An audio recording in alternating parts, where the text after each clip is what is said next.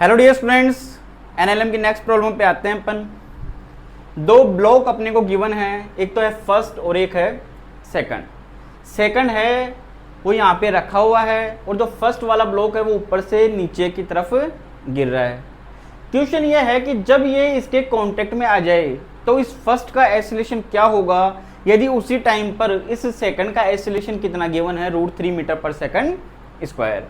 तो अपन देखते हैं, इनकी फ्री बॉडी डायग्राम बना के देखते हैं। पहले ये वाला ब्लॉक हुआ फर्स्ट और एक ब्लॉक हुआ ये वाला सेकंड। जब ये दोनों कांटेक्ट में आएंगे तो कांटेक्ट फोर्स लगेगा सरफेस के परपेंडिकुलर डायरेक्शन में। तो ये मान ले तो यहाँ पे कांटेक्ट फोर्स लगा तो ये इस सरफेस के परपेंडिकुलर लगेगा, तो ये इस तरीके से हो गया, एन हो गया। यहां से ये एंगल अपने को गिवन है, कितना है 30 डिग्री।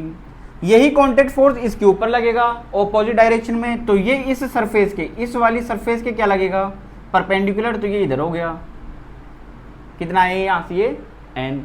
ये एंगल अगर 30 डिग्री है, दोनों को अगर अपन मिला देते हैं, सेम साइज के हैं, तो ये वाला एंगल यहाँ पे कितना होगा 60 डिग्री, तो ये भी एंगल कितना निकल के आएगा 30 डिग्री।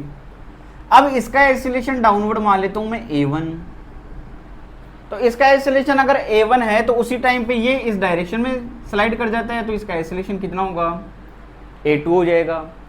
तो यहाँ से टोटल कांटेक्ट फोर्स के कारण जो टोटल वर्क डन होगा वो कितना होगा, यहाँ पे 0 होगा। तो मैं इसको इस तरीके से लिख सकता हूँ, summation N dot A equals to 0। Dot product है A dot B equals to कितना होगा AB cos ऑफ थीटा।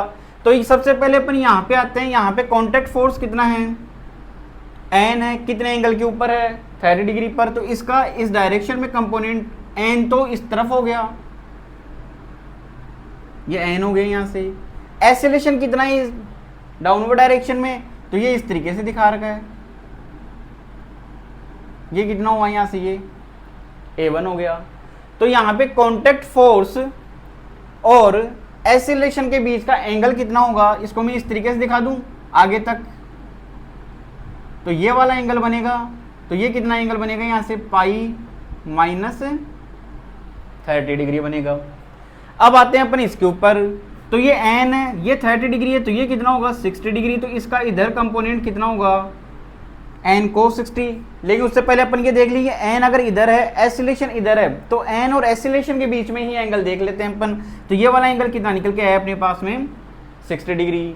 तो n डॉट a इसका समीशन क्या होना चाहिए 0। तो सबसे पहले इसके लिए आता हूं, तो ये कितना होगा n into A1 cos of pi minus 30 plus n into A2। अब इन दोनों के बीच का एंगल कितना बना हुआ यहाँ से n और A2 के बीच का, तो ये कितना हुआ कॉस ऑफ 60 इक्वल टू क्या होना चाहिए 0 होना चाहिए।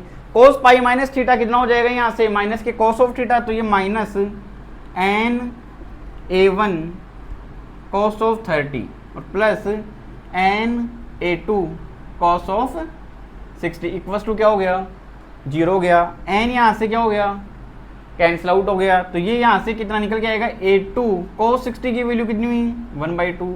इसको उधर ले जाता हूँ, तो A1 cos 30 की वैल्यू कितनी हुई यहाँ से √3/2। अब अपने को किसका एक्सीलरेशन गिवन है सेकंड वाले का, कितना है अपने पास में A2 √3, तो इसको लिख लेता हूँ मैं √3/2।